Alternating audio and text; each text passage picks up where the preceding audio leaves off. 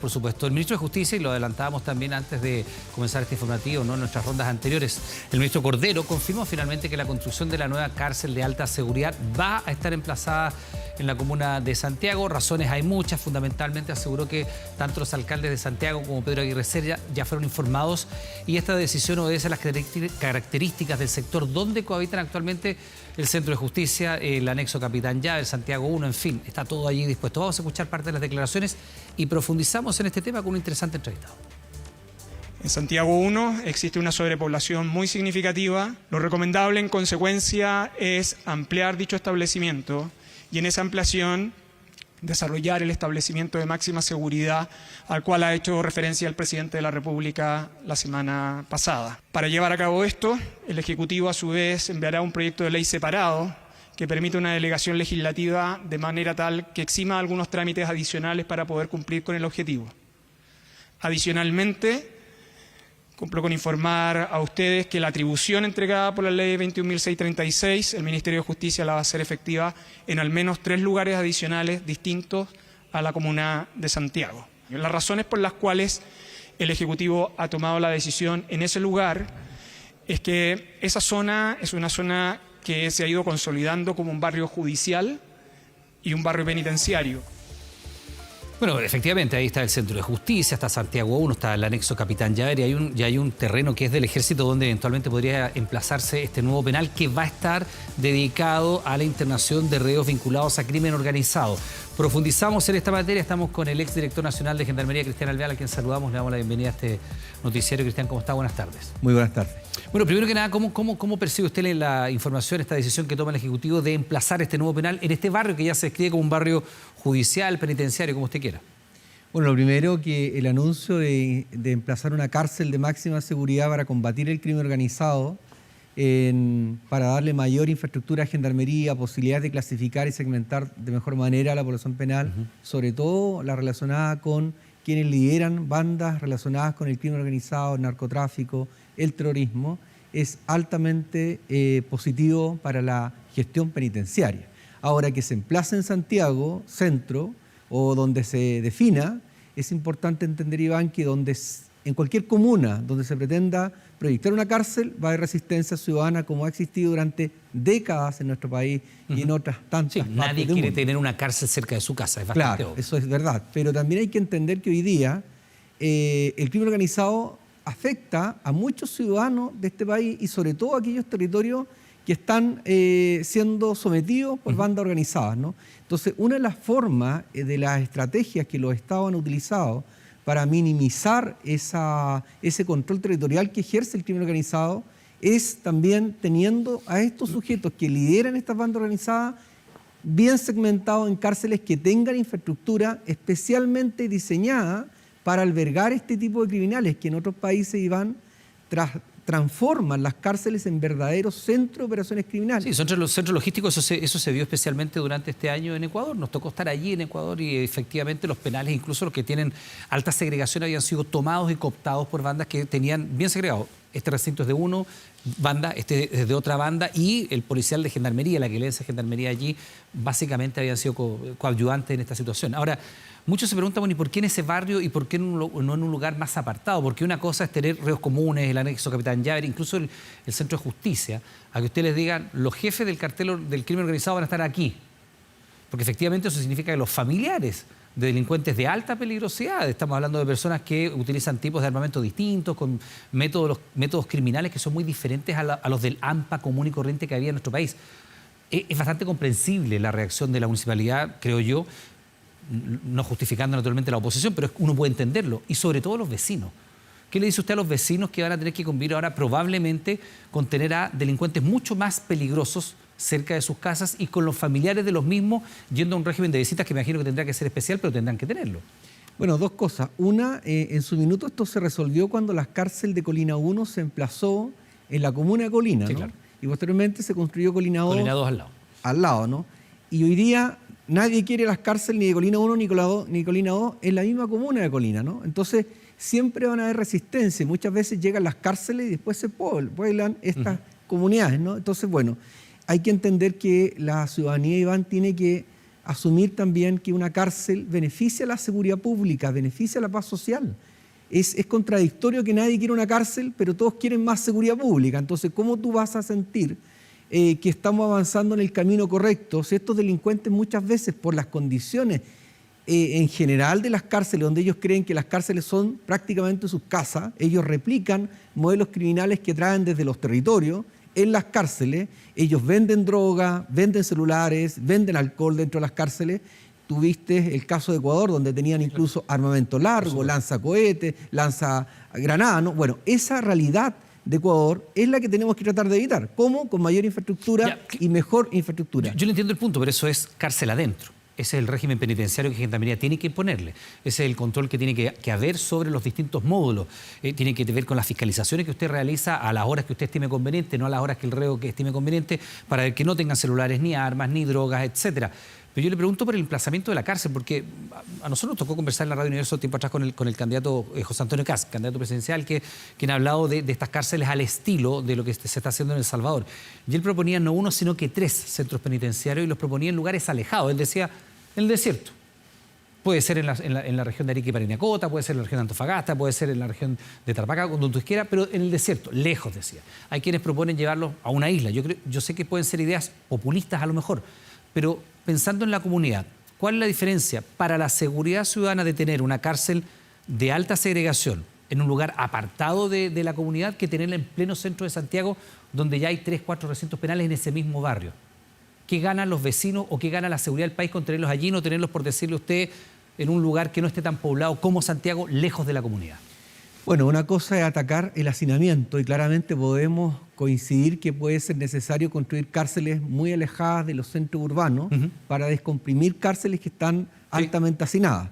Acá lo que se está planteando con una cárcel de alta seguridad no es atacar directamente el hacinamiento carcelario, sino que la calidad de la población penal y tenerla a buen resguardo, ¿no? Que son dos cosas distintas. ¿Y por qué en Santiago? Porque en Santiago tú tienes el Centro de Justicia que está colindante con Santiago 1, sí, claro. Hay túneles de acceso. Toda la avenida Pedro Montt. Hay túneles de acceso, Iván, que evitan que los carros salgan con ellos a tribunales. O sea, evitan también rescate y situaciones bastante complejas, o sea, desde para el la punto seguridad. De seguridad es importante. Pero obviamente, y lo otro, Santiago 1 hoy día tiene una capacidad, hoy día con la densificación que ya se hizo en Santiago 1 de 4.000 privados de libertad y tiene hoy día 5.000. O sea, tenemos 1.000 más de lo que podría tener ese cuadrante. La penitenciaría, que no creo que tenga una capacidad superior con todo lo que se ha hecho en más de 3.200 internos. Hoy día tiene más de 5.000, cerca de 6.000. Entonces tenemos una población por sobre 3.000 en ese cuadrante. Iván, cuando hay esta sobrepoblación en un cuadrante tan limitado, también se generan, a mayor hacinamiento, situaciones de riesgo. Mayor situación de riesgo. Entonces, una cárcel de este tipo, a lo mejor lo que va a hacer es reubicar internos que estén en estas cárceles no lo suficientemente segregados, para tenerlo muy bien custodiado y con... Aquí hay que tener claro que una cárcel de máxima seguridad, porque en Ecuador uno ha tenido oportunidad de conocer y a lo mejor de ir a esos países, y lo que uno ve que esas cárceles tenían la misma lógica de cárceles en Latinoamérica y también chilenas, ¿no? Que es tenerlos presos, tenerlos privados de libertad. Pero acá se requiere además avanzar mucho en los temas tecnológicos para evitar que estos internos de verdad transformen estas cárceles en centros de reclutamiento, de abuso, de extorsión, intramuro. Eso hay que evitar. Cristian, cuando se habla de esta cárcel que está planificada a propósito de esta asolada que estamos viviendo de crimen organizado, yo imagino que usted, al igual que muchos de nosotros, no le había tocado ver que se contaran, no quiero decirlo por decenas, porque no alcanzan a ser 2 decenas, pero 17 muertos en un fin de semana es una cuestión que no habíamos visto, mucho menos 4 niños acribillados en una comuna y al día después 5 adultos acribillados en otra. Eso es inédito. No ha ocurrido antes en Chile y uno esperaría que no vuelva a ocurrir. Y naturalmente aparece esta respuesta del Ejecutivo. Esto no es una respuesta a la situación de emergencia contingente, es una respuesta de mediano o largo plazo, depende de lo que demore construir la cárcel. Pero cuando uno enfoca una cárcel de alta seguridad, y se ha mostrado incluso el terreno donde podría estar emplazada, que eventualmente es del Ejército, me parece, ¿no? ¿Habría que votar esa construcción, levantar un edificio nuevo o esos mismos edificios se reacondicionan? Pero cuando uno piensa en cárcel de alta seguridad, significa, me imagino yo, alta segregación, muros perimetrales, dificultades de comunicación, anillos, una serie de circunstancias que uno la asociaría a un recinto de alto estándar. ¿con lo que hay allí construido sirve o hay que votar todo eso y partir de nuevo de ser un penal de estas características? A ver, yo creo, Iván, que incluso el REPAS, que es la cárcel que nosotros habilitamos, que me tocó en mi administración, desocupar esa cárcel para poder habilitarla, si uno la compara en realidad a las cárceles que uno ha conocido en otros países de máxima seguridad, claramente no es la infraestructura ni el diseño que se requiere, ¿no?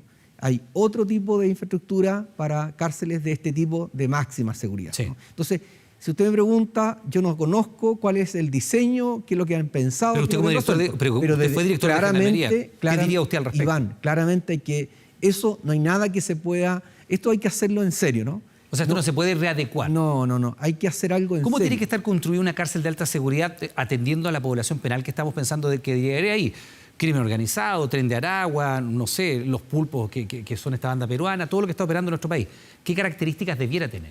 Bueno, lo principal, Iván, que nosotros en su minuto habíamos pensado en 4 perfiles criminales. 1, crimen organizado. No solo los que pertenecen, sino que lideran estos grupos de crimen organizado. Narcotráfico, terrorismo y aquellos delincuentes comunes multireincidentes y refractarios al sistema. Correcto. Esas 4 categorías. La cárcel de máxima seguridad es diseño, es infraestructura, es tecnología y sobre todo, Iván, lo más importante, para que no sea solo algo cosmético y que aparezca, pero en definitiva sea una cárcel tradicional como cualquier otra, hay que trabajar en todo lo que dice relación con lo procedimental. Vale decir, por ejemplo, hoy día las cárceles de máxima seguridad en Chile, los internos que estén ahí pueden recibir encomiendas, pueden tener visitas íntimas, pueden tener visitas corporales. Las visitas con los abogados son privadas. Bueno, cuando uno empieza a hablar de cárcel de máxima seguridad, esas cosas no existen. debe entender que todas las visitas son a través de locutorio, visitas que son grabadas. O sea, aquí no hay esta visita conyugal. No hay visita conyugal, no hay visita de encomienda. Incluso la ropa que ellos visten es provista por el Estado. Ya, déjeme preguntarle a propósito de eso, porque evidentemente en el imaginario de la gente, cuando uno piensa en cárceles de alta seguridad en Latinoamérica, la mega cárcel de Salvador de Bukele es lo primero que a uno se le viene a la mente, donde está todo lo que usted dice. Pocas visitas, alta segregación, mucha época encerrado, poca luz pública, 0 contacto físico ni con parejas, ni con abogados, ni nada, todo a través de vidrio y además uniformados con ropas que le entrega el Estado y con un régimen que es durísimo. Cuando usted ve esas imágenes, ¿es la manera adecuada de recluir a personas que pertenecen a crimen organizado, como son en ese caso las maras? No.